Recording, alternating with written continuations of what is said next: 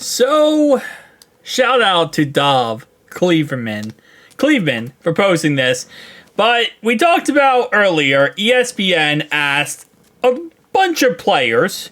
We don't know the exact number. It says right here 103 players, but earlier it was over 500 players they asked to rank the top 3 quarterbacks in the NFL.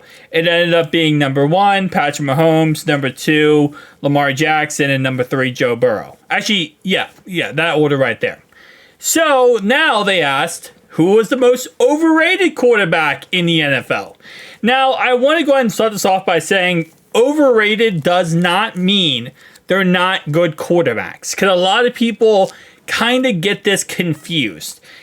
You can be overrated and still be a very good quarterback. For example, a quarterback could be a top 10 quarterback, but for some reason, the media and a lot of people might think that that guy is a top 3 quarterback. All right, top 3 is overrating him.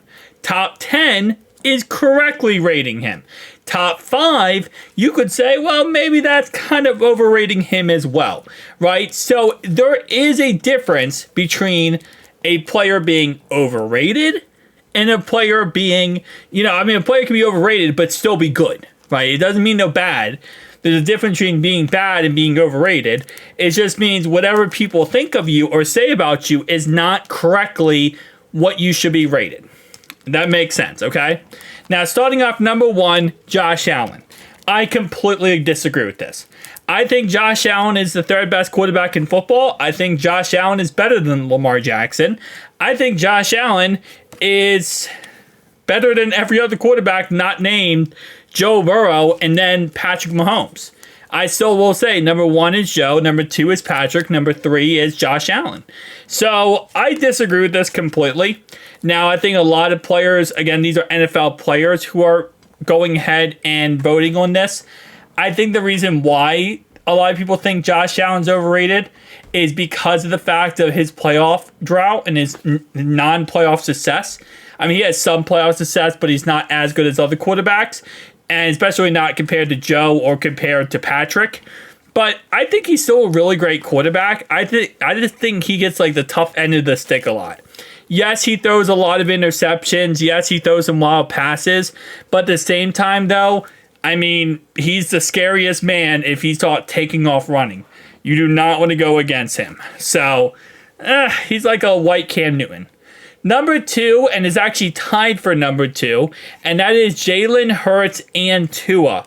Now, I 100% will get behind the Tua's overrated card. 1,000%. I mean, there's people who think he's a top 5 quarterback. I think he is top 10, maybe top 12. I'll say top 10. But I definitely think there's people who overrate him. I think if he's top 10, he's very near to the number 10 spot.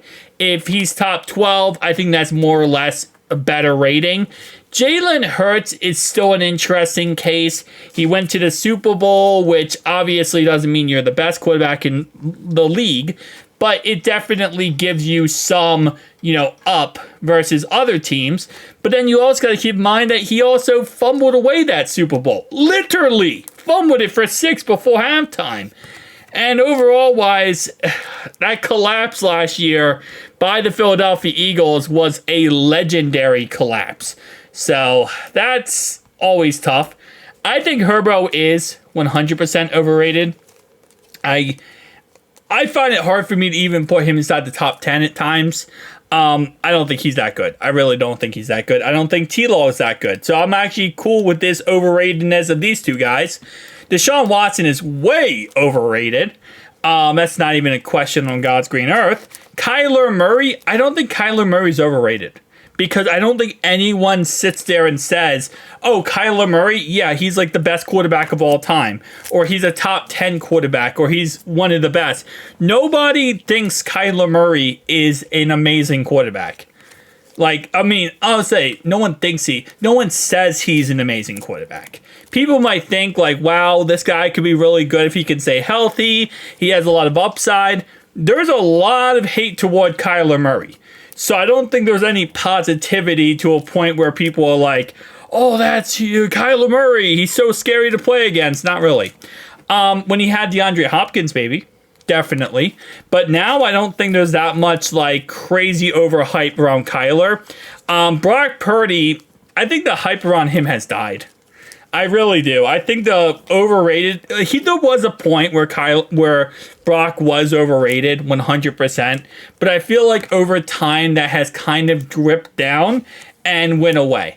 I don't think it's still an overratedness completely. But like, for example, again, top 3 quarterback. Jalen Hurts, I'd probably say top 10. Top 12. Top 15 quarterback in Justin Herbert. Trevor Lawrence, I'd probably say top 15 as well. Deshaun Watson, top 25.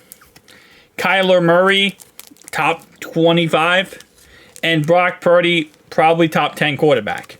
But, I mean, again, like I said, I don't 100% agree with this. But again, keep in mind, this does not mean the quarterbacks are not good. I'm saying the quarterbacks are not good.